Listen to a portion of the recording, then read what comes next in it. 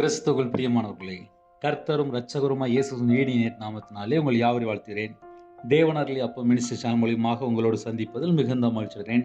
இந்த இரவு நேரத்தில் நம்ம ஒரு பகுதியை தியானித்து நம்முடைய குடும்ப பாதுகாப்பிற்காக நாம் ஜெபிப்போம். 25ஆம் சங்கீதம் 17-18 ஆகிய வசனங்கள். என் இருதயத்தின் வியாகுலங்கள் பெருகி இருக்கிறது, என் இடுக்கண்களுக்கு என்னை நீங்களாக்கிவிடும். என் துன்பத்தையும் என் வருத்தத்தையும் பார்த்து என் பாவங்கள் எல்லாம் மன்னித்தருளும். ஹல்லேலூயா. கிறிஸ்துவுக்குள் பிரியமானவர்களே, என் இருதயத்தின் வியாகுலங்கள் பெருகி இருக்கிறது. சில குடும்பத்துல நைட் நேரம் ஆயிட்டுனா போதும், வியாகுலம் ஒரே வேதனையா இருக்கும்.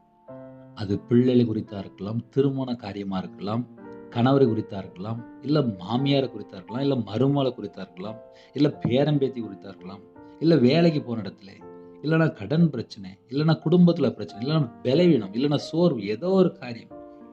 என் இருதயத்தின் வியாகுலங்கள் பெருகி இருக்கிறது. நிறைய குடும்பத்துல இப்ப கடன்ல மல்லு கட்டுறாங்க.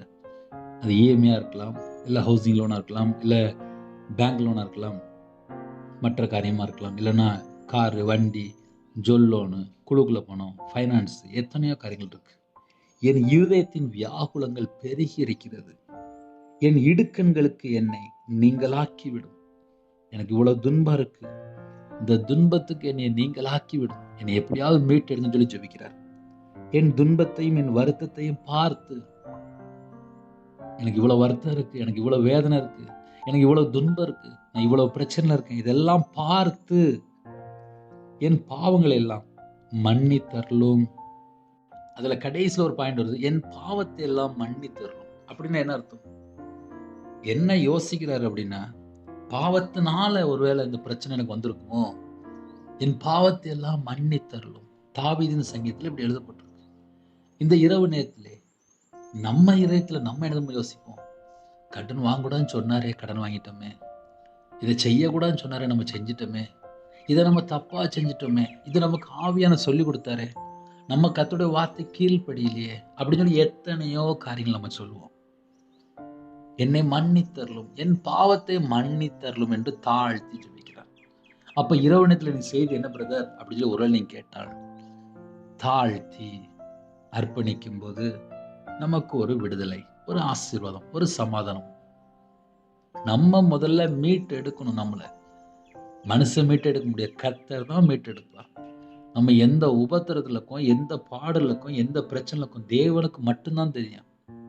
சொந்தக்காரனுக்கும் தெரியாது, வீட்டில் இருக்க மனைவிக்கும் தெரியாது, பிள்ளைக்கும் தெரியாது. சொன்னா கூட புரியாது. சில நேரத்தில் எனக்கு ஒரு 10 லட்ச ரூபா கடன் இருக்குன்னு சொல்லி பாருங்க, அப்படியா அப்படிம்பாங்க.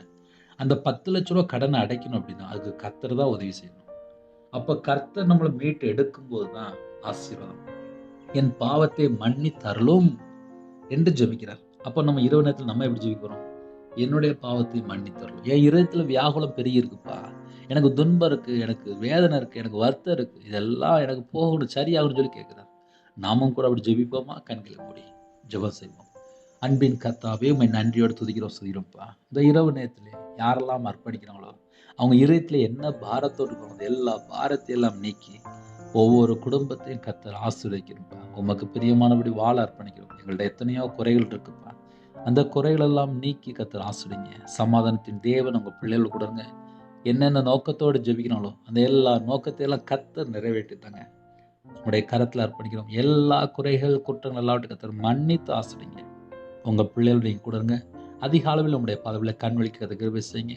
உங்களுடைய கிருபையால் நிரப்பி ஆசீர்வதிங்க. கர்த்தர் பொறுப்படுத்துவாங்க. துதிகான மகிமை எல்லாம் ஒவ்வொருவருக்கே செலுத்திடும். இயேசு கிறிஸ்து பிதாவே, ஆமென். தேவனுக்கே மகிமையுண்டதாக.